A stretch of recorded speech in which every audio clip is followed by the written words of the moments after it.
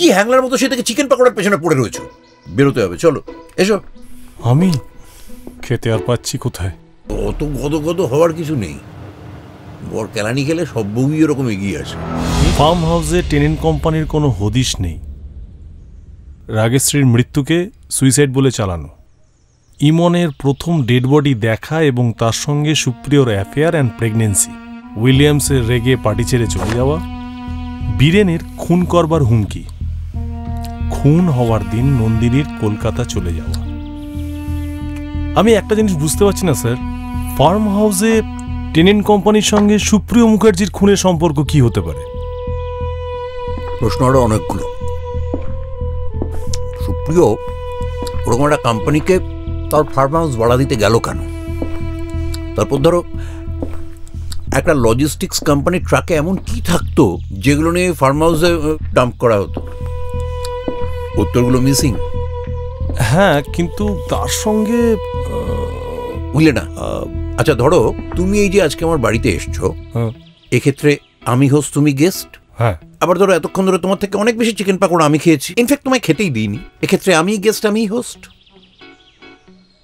তার মানে লজিস্টিক্স কোম্পানির মালিক আর ফার্ম হাউসের মালিক একই বলে ঠেকাচ্ছে, নিজেকে নিজেই ভাড়া দিয়েছে ওই রকমই কিছু একটা।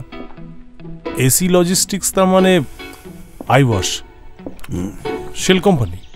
আর যদি শেল কোম্পানি হয় তাহলে কিসের শেল কোম্পানি? শুধু মানি লন্ডারিং নাকি অন্য কিছু? আসলে যতক্ষণ না কোম্পানির কাগজপত্রগুলো অডিট করা হচ্ছে ততক্ষণ কিছু ধরা পড়বে না। আরেকটা ব্যাপার দেখো, এই সুপ্রিয়র কিন্তু কোনো বডিগার্ড ছিল না, তাহলে উইলিয়ামস ওকে কিসের থেকে প্রোটেকশন দিত? মানে কিসের থেকে প্রোটেক্ট করত? প্রোটেকশন দিত মানেই তার মানে সেক্ষেত্রেও কোনো একটা লেনদেনের সম্পর্ক থাকতে পারে। থাকতেই পারে।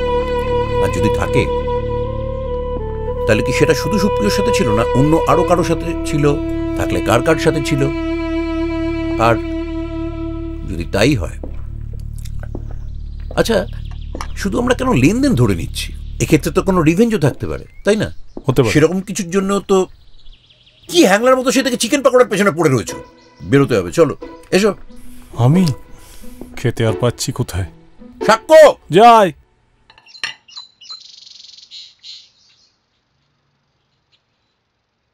এই জন্য পরমা বলে ঘুরতে যেতে। কত কি শেখা যায় বলো?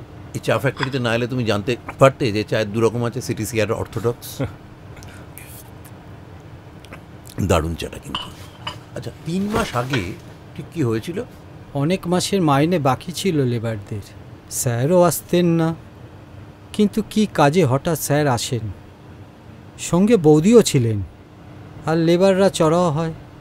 তারপর স্যার নরম হচ্ছিলেন না। ছোট মুখে বড় কথা, ওদেরও তো বউ বাচ্চা আছে।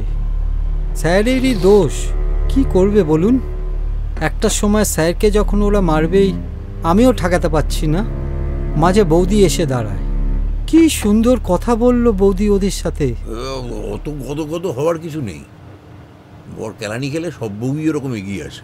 মিথ্যে কথা বললে ধর্মে সইবে না স্যার। সমস্ত সমস্যা শুনে বৌদি কী সব হিসেব নিকেশ করলো, আর তৎক্ষণাৎ সব সমস্যা মিটিয়ে দিল। আগের বকেয়া টাকাও লেবাররা পেয়ে গেল। লক্ষ্মী সরস্বতী যুগল বন্দি বৌদি। আচ্ছা নন্দিনী মানে মিসেস মুখার্জি এই ফ্যাক্টরির স্টেক হোল্ডার ছিলেন? আচ্ছা ঠিক আছে, আপনি একবার ওই বীরেন হেমব্রমকে একটু পাঠিয়ে দিন তো। আচ্ছা আমরাই চলে যাচ্ছি, কোথায় পাওয়া যাবে ওনাকে এখন? সিটিসি, আচ্ছা সোজা গিয়ে ডান দিকে।